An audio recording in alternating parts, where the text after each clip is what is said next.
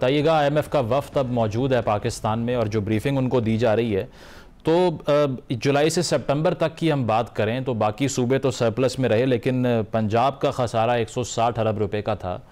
ये बुरी खबर है और इस पर क्या रिस्पांस हो सकता है आईएमएफ का? डेफिनेटली अच्छी खबर तो नहीं है। जहां भी आईएमएफ के टारगेट्स और खास तौर पे रेवेन्यू के हवाले से टारगेट्स अगर मिस हुए तो एकदम से आईएमएफ के हेडक्वार्टर्स में घंटियां बजनी शुरू हो जाती हैं, वहां से कॉलें आनी शुरू हो जाती हैं, वहां से सवाल पैदा होने शुरू हो जाते हैं। अब यहाँ भी एग्जैक्टली यही हुआ है। जो अभी आईएमएफ की टीम आई हुई है, ये स्केड्यूल्ड विजिट नहीं है, ये एक अनस्केड्यूल्ड विजिट है। आईएमएफ का जो अगला स्केड्यूल्ड विजिट था वो जनवरी के महीने में था, और ये उन्होंने बाकायदा ऐलान करके कहा है कि अनस्केड्यूल्ड विजिट पे आ रहे हैं, क्योंकि 190 अरब रुपए का एक तो रेवेन्यू कलेक्शन के टारगेट में खसारा आया है, ऊपर से एटलीस्ट एक सूबे ने, पंजाब ने मिस किया अपना सरप्लस का टारगेट। और आई थिंक उनको भी इतना पता है इस चीज का कि पंजाब को आजकल चला कौन रहा है और किसका हाथ है पंजाब के चीफ मिनिस्टर के पीछे। तो वो भी अब ये देखना है कि कोशिश कर रहे हैं कि भाई ये कहीं गवर्नमेंट के या रूलिंग पार्टी के अपने लोग जो हैं वो तो नहीं कहीं या नॉन कोऑपरेटिव एटीट्यूड ले रहे गवर्नमेंट की तरफ। और तीसरी चीज पीआईए की प्राइवेटाइजेशन का जो फियास्को हुआ है उसके बारे में भी सवाल उठेंगे लाजिम कि अब आपका आगे क्या प्लान है, क्योंकि पीआईए की प्राइवेटाइजेशन जून तक हो जानी चाहिए थी। आपको याद होगा फाइनेंस मिनिस्टर ने अनाउंस किया था पावर में आने के फौरन बाद, लेकिन वो इतने डिलेज के बाद उसके बावजूद जिस तरीके से वो उसमें फियास्को हुआ है, अब सवाल वहां भी पैदा होंगे। तो काफी हद तक सवाल तो पैदा हो रहे हैं, लेकिन आई डोंट थिंक अभी ये फीलिंग कहीं है कि इसकी वजह से प्रोग्राम डिरेल हो जाएगा। खुर्रम साहब, पीआईए के हवाले से जो आपने बात की है ना, उसमें आपको लगता है गवर्नमेंट ने बहुत एम्बिशियस टारगेट रख दिया? एक बैंकरप्ट एंटिटी है, अगर उसको कोई खरीदना चाह ही नहीं रहा उस प्राइस के करीब भी जो आप एम कर रहे हैं, तो ये फैसला सही था हुकूमत का? देखिए, फैसले में तो वो मजबूर थे, उन्होंने कमिटमेंट दी भी थी और इस इदारे को आगे लेके साथ चलने की गुंजाइश नहीं है। 10 साल से ऊपर हो गए हैं और आई थिंक लॉसेस के अलावा और कोई चीज उस इदारे ने प्रोड्यूस नहीं की। तो मजबूर तो थी government. I think along the way mistakes हुए हैं लाजिम, no doubt about it. Transaction structure में अगर कोई ऑल्टरेशंस लाई गई हैं, क्योंकि ये फवाद साहब का बनाया हुआ ट्रांजैक्शन स्ट्रक्चर था जब वो इंटरिम गवर्नमेंट में थे। उसके बाद डार साहब आए हैं chairman of the cabinet committee on privatisation, और वहां से अब जो बातें सुनने में आ रही हैं, आई डोंट नो इनमें कितनी हकीकत है, कि काफी इंपॉर्टेंट किस्म के चेंजेस लाए गए थे जो, और ब्लेम गेम में अब ये कहा जा रहा है कि उन चेंजेस की वजह से ये फियास्को पैदा हुआ है, क्योंकि वो चेंजेस देख के ही जो 5-6 आपके जो बड़े ज्यादा क्रेडिबल किस्म के बिडर्स थे उन्होंने अबैंडन कर दिया पूरा प्रोसेस, और एक रियल एस्टेट कंपनी रह गई मैदान में, और उसकी जो बिड थी वो तो खैर हम सब ने देखी। और ये जो प्रोविंसेस कह रहे हैं, मियां नवाज शरीफ साहब ने कहा कि मरियम साहिबा मुझे कह रही हैं आप खरीद लें, गंडापुर साहब कह रहे हैं हम खरीद लेंगे, ये रियलिस्टिक? नहीं, ये तो रियलिस्टिक नहीं है। ये खामखा में आते लोग अब सुबह ही उन पे आके दखल दे रही हैं सारे प्रोसेस में। अब तो कराची चेंबर ऑफ कॉमर्स या मेरे ख्याल में इधर उधर से भी आनी शुरू हो गई बातें कि हम ताजर बिरादरी भी मिलके कराची की जो है पैसे इकट्ठे करके हम खरीद लेंगे। लेकिन आई थिंक अब काफी एक मेजर प्रॉब्लम खड़ी हो गई उनके सामने कि भाई अब आपने करना क्या है इस इदारे के साथ, क्योंकि इसको आगे लेके चलने की तो कोई गुंजाइश नहीं है, और अब इसको प्राइवेटाइज करने की कोशिश की और वहां भी ये फियास्को हो गया। वैसे खुर्रम साहब, sorry to cut you, but इस पे जिस तरह से वो नॉम चॉम्स्की ने कहा था कि प्राइवेटाइजेशन का प्रोसेस शुरू ऐसे होता है कि पहले डेलिबरेटली इदारों को डीफंड किया जाता है, उसके बाद में आवाम को बताया जाता है ये मेल फंक्शन कर गए हैं, अब इनको बेच देते हैं। पीआईए के साथ भी यही हुआ है? नहीं, पीआईए के साथ आई डोंट थिंक डिफंड, जितनी फंडिंग पीआईए में डाली गई है और गवर्नमेंट की तरफ से सपोर्ट की गई है, उसकी सॉवरेन गारंटीज दी गई हैं कि उन गारंटीज के अगेंस्ट पीआईए जाके कमर्शियल लोन्स ले सके, उतने पैसों से तो एक मेगा डैम बन सकता था पाकिस्तान में। अच्छा। जो अक्यूमुलेटेड लॉसेस हैं पीआईए के over the past 13 years, they are less than the cost of the Neelum Jhelum hydro power project.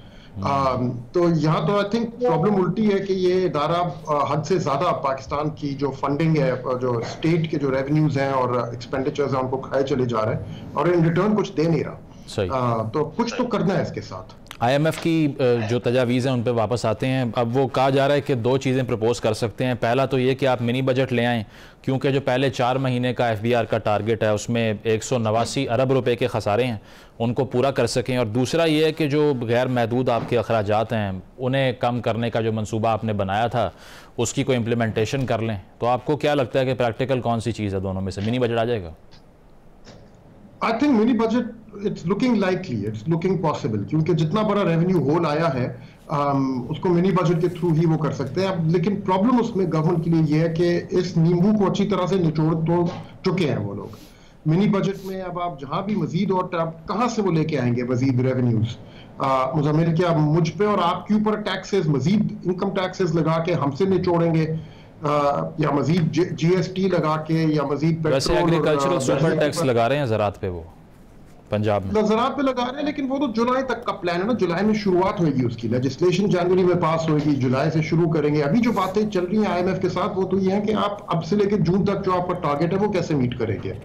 तो मिड कॉस्ट इमीडिएट तरीके से जितनी आपकी रेवेन्यू लाइंस थी जहां से गवर्नमेंट रैपिडली रेवेन्यू रेज कर सकती है वो तो ऑलरेडी मैक्स्ड आउट है, दे आर फिनिश्ड।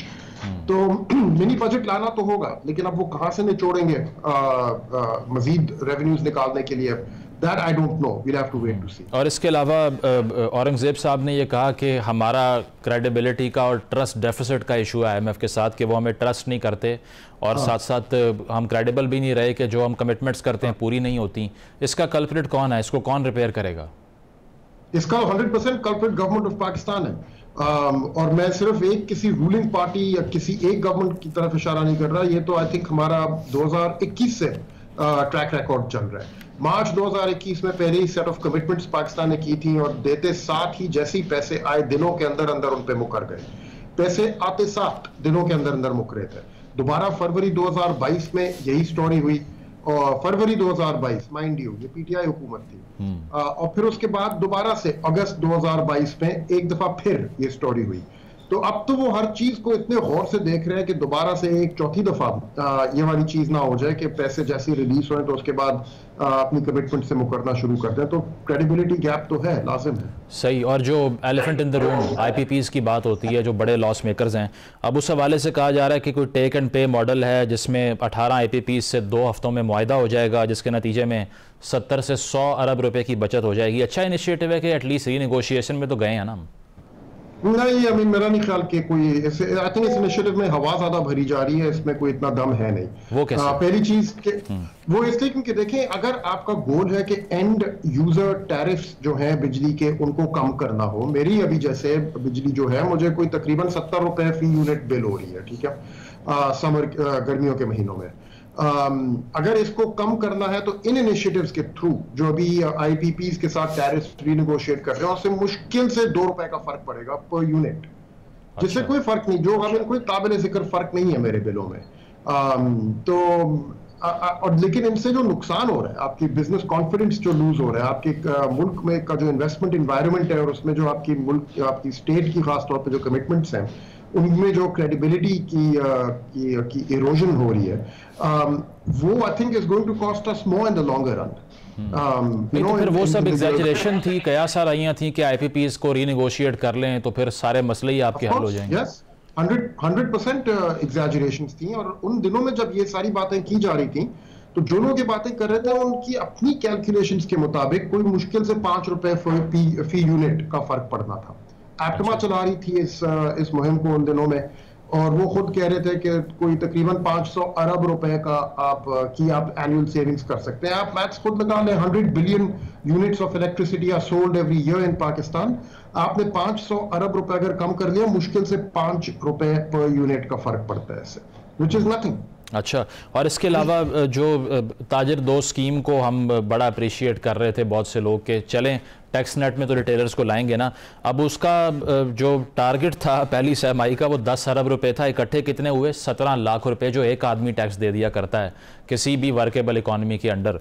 ये तो बहुत बड़ा शॉर्टफॉल है, बहुत बड़ा शॉर्टफॉल है। और आई थिंक इस किस्म की स्कीमें ताजिर हजरात के साथ हमेशा फेल हुई हैं, ये पहली दफा नहीं है। माजी में भी आई हैं ऐसी इसी तरह की स्कीमें उनको इंटाइस करने के लिए, उनको ल्योर करने के लिए कि आहिस्ता आहिस्ता। रीजन क्या है खुर्रम साहब इसके फेलियर की? Are they bigger than the state के रियासत पूरा जोर लगा ले तब भी टैक्स ताजर से ले ही नहीं सकती? नहीं, there not bigger in the state, लेकिन उनके तादाद इतनी ज्यादा है और इतनी छोटी छोटी उन सब की आमदनियां हैं कि उन सबको इकट्ठा करना एक जगह पे बहुत मुश्किल होता है स्टेट के लिए। 25 साल से ट्राई कर रहे हैं इनसे कुछ निकालने के लिए, और जब तक ये फील नहीं करेंगे कि हम मजबूर हैं वो नहीं देंगे ऑब्वियसली। और काफी हद तक उनका भी एक पॉइंट ऑफ व्यू है ताजरों का कि उनके पास वो कैपेसिटी है नहीं। उनकी आप दुकानें जाके देख लें जिनके ऊपर टैक्स लगाया जा रहा है, उनकी आप टर्नओवर्स देख लें, वो कहते हैं कि यार अब मैं जाके टैक्स अकाउंटेंट रखूं, मैं कोई लॉयर हायर करूं मेरे लिए फाइल करने के लिए, आप जितना मर्जी सिंप्लीफाई कर दें, मैं तो नहीं समझ सकता इन फॉर्मों को।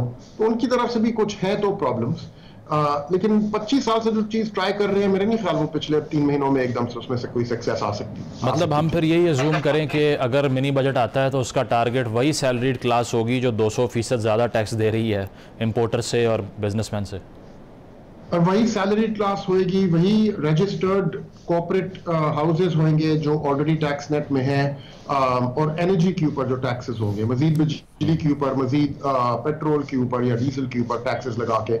यही तरीके हैं, इसके अलावा और कोई तरीके हैं नहीं कि इमीडिएट तौर पे जो रेवेन्यू शॉर्टफॉल है उसको मेकअप करने का। हाँ, एक और तरीका है कि पंजाब हुकूमत अगर अपने जो शॉर्टफॉल है वो मेकअप कर लें, तो 190 अरब रुपए की जो फेडरल गवर्नमेंट में शॉर्टफॉल आई है उसमें से तकरीबन आधी तो यहीं से मेकअप हो जाती है कि पंजाब हुकूमत थोड़ा सा अगर डिसिप्लिन सीख ले।